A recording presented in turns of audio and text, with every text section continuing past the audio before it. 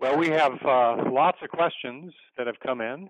Thank you all for sending those in. And sure, we'd be happy to tackle any of the tech part of it, although that really doesn't play much of a role these days because there are so many ways to find free or cheap blogging platforms to support your blog. So technology, I think, is probably some of the least of your concerns if you want to be a physician or any kind of a blogger. And if you're really interested in knowing how to find them, I think just Google free or inexpensive blogging platforms as a search term, and you'll find what you're looking for. But I do want to get to some of these questions. We have some time for them, and please send any that you may be considering asking. We welcome them warmly. And let me start with one that came in early in the presentation. If you are not a natural writer, how do you self-edit or learn to write? Have any thoughts on that, Dr. Murray? Yeah, my partner is a great editor. I between the two of us, I'm sort of more the creative thinker, but she is definitely great at catching my errors, and so is my embryologist. Another person is just have a layperson read it. A spouse if they're not in medicine, or someone who's really not up on that. I don't think there's any shame either if there's a trusted patient that you said, "Hey, do you mind reading this and tell me if you understand it and give me your feedback?" I think a lot of patients would be honored, and most people are really honored. I think that there are a lot of resources, and as a writer, anytime anybody writes something, we always want it to be loved, right? I mean, read this. I hope you love it. And truth of the matter is, when you have somebody read it, if they love it, that's great. But I really want them to make it, help make it as good as it can be, clear as it can be, and as understandable as it can be. So I would use those resources. You could also use like if you have a marketing team, they can look at it as well and tweak it and refine it for you. Related note here was, should you ever use a ghostwriter? Yeah, I from anything I write, I do not want a ghostwriter. Just because it's just something that I enjoy doing, but I do not think there's anything wrong with it. I think that a doctor should read it. I think I think ghostwriting, unless they're talking to patients, it's going to be harder for them to get those truly great storylines, and sort of those emotional things where patients really think you'll be understood. But if it's something that's sort of a complex idea and you're really trying to get sort of more of the medicine across to somebody, and it's more of one of those situations where you're making the hippo dance, I think there are a lot of ghostwriters who are very good taking complex ideas and spinning them into something that is light and through analogy and relatable comparisons that makes it very easy to understand. So I think if you have information that you want shared and it's not being shared, I think it's certainly better to have a ghostwriter than to not have any. I think that does raise another idea. I was once a newspaper reporter myself, and there's a lot of former newspaper reporters out there, much because of what's happened to newspapers due to the wake of the internet. There are, I think, quite a few professional writers who would be delighted to either ghostwrite or help coach a physician blogger. And I would say just simply putting an ad on Craigslist or somewhere else on the internet might help you find either a ghostwriter or an editor. Right.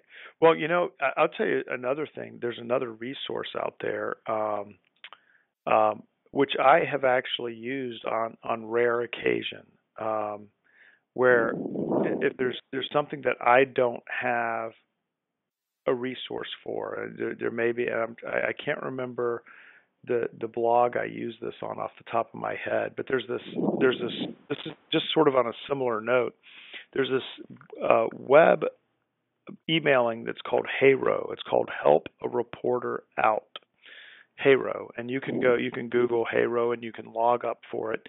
And there are two things on HARO. You can use HARO one of two ways.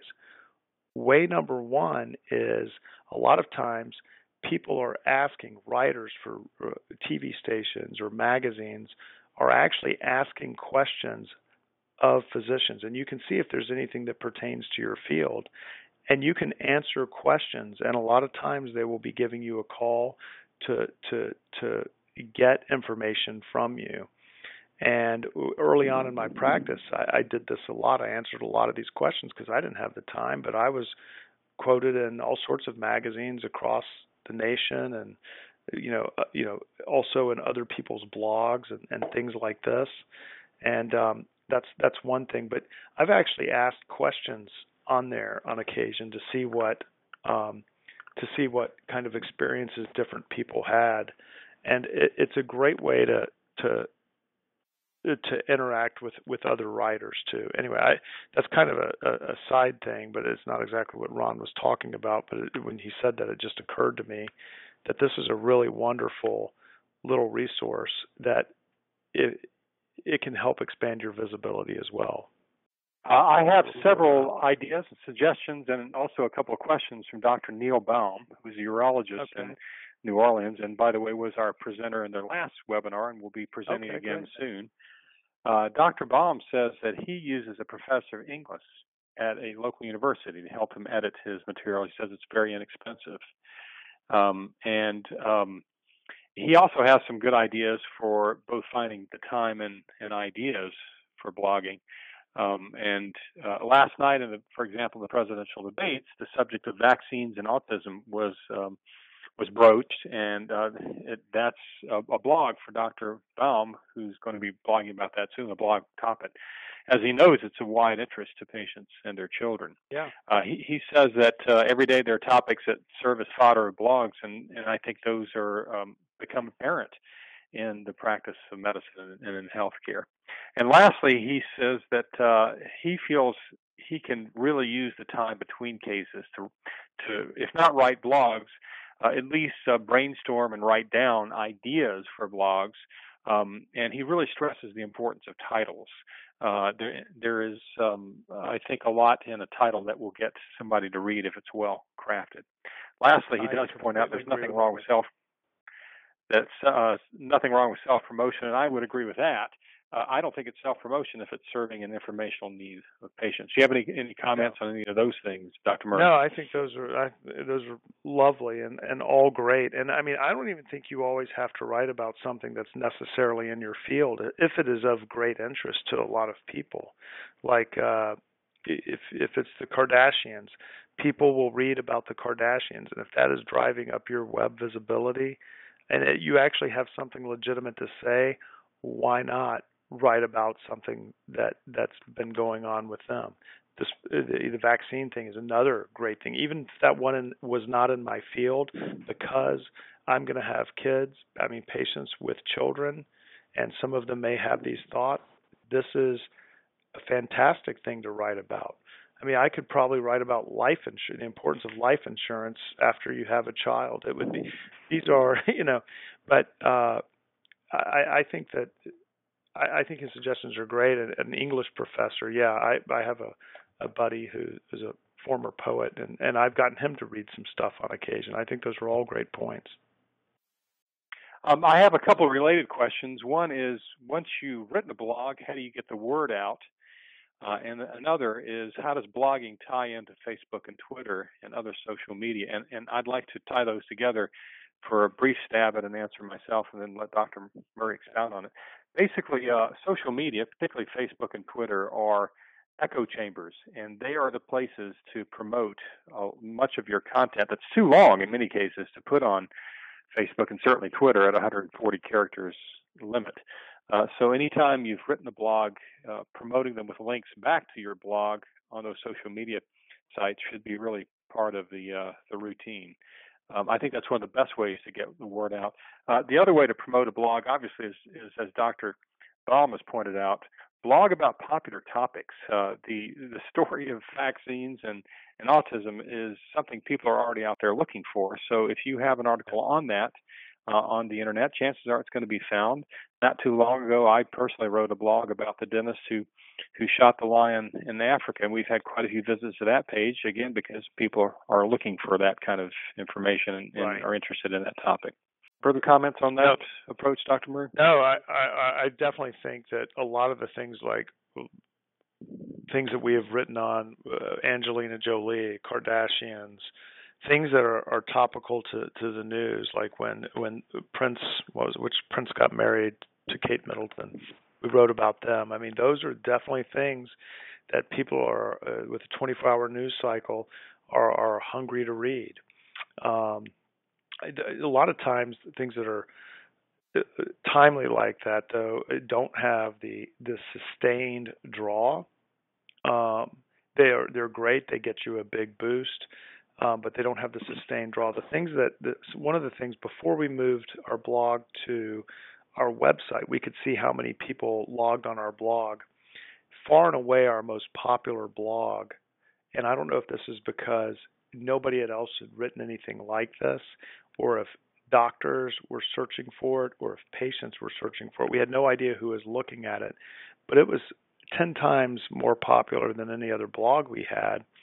Was some new guidelines came out in 2010 about how, what the new parameters for what a normal semen analysis was. They changed almost all the numbers. And we wrote a blog about that. So what do you do with these new numbers? How do you interpret it? What does all of it mean? And again, this is something that patients probably getting semen analysis are searching for, and there was nothing else out on the internet how to really interpret a semen analysis. So for staying power with a blog, the super timely things like Walter Palmer, people aren't really Googling Walter Palmer anymore, but they are still Googling on how to interpret a semen analysis. What does my semen analysis mean, or what does my progesterone mean? So I mean, they both have a role. I think we definitely get a little big uptick when we write about popular things, but things that have staying power and things that people are going to continue to use. And I think his point about having a grabby headline or a headline that's going to easily get attention, I think that's absolutely correct, because that's one way they're going to help them find it. Okay, we have a couple more minutes and time for maybe one more question. I'm going to get there. Gosh, there's so many good ones here. Let's see. Why don't we address this is a good one. How do you respond to people who disagree with something in your blogs, and can those people create problems? And I think this particularly applies for people who have commenting open on their blogs, especially if it's unmoderated commenting, which means that anybody can come on at any time and respond to a blog. And if it's unmoderated, that means you don't review it before it's published. Do you have any thoughts on that, Dr. Murray? Well, yeah. I mean, we've on occasion you'll get burned a little bit. I mean, we had a lady one time who I saw. I mean, I don't know if I've ever actually said to her what. And it was almost approach. She took the fertility quiz and she slammed the fertility quiz on Facebook and said, they're just trying to get you to come see them. He told me I could never get pregnant, and 2 years later I now have twins. Yeah, I've never told a patient, that there's no way they could ever get pregnant. And I know who she was, and I went back and looked at the notes, and that wasn't remotely what we talked about, but that was her perception. And what you can learn, I mean, for me, I learned something from that. That was extremely valuable to me, was that sometimes patients are going to hear that, even, so I might have to take extra care when they've got a challenge. So I actually learned something from that was valuable to me.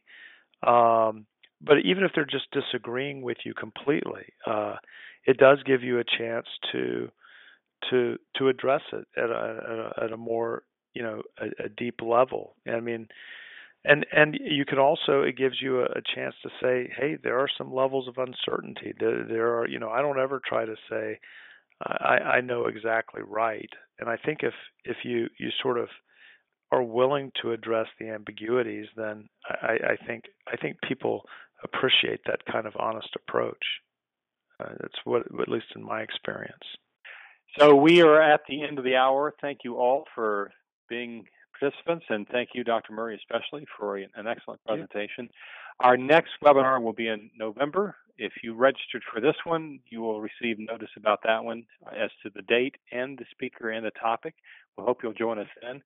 I do want to add one last comment from Dr. Baum, which I think is quite salient. He says, self-promotion competitors might complain about your blogging, but they aren't paying your children's tuition.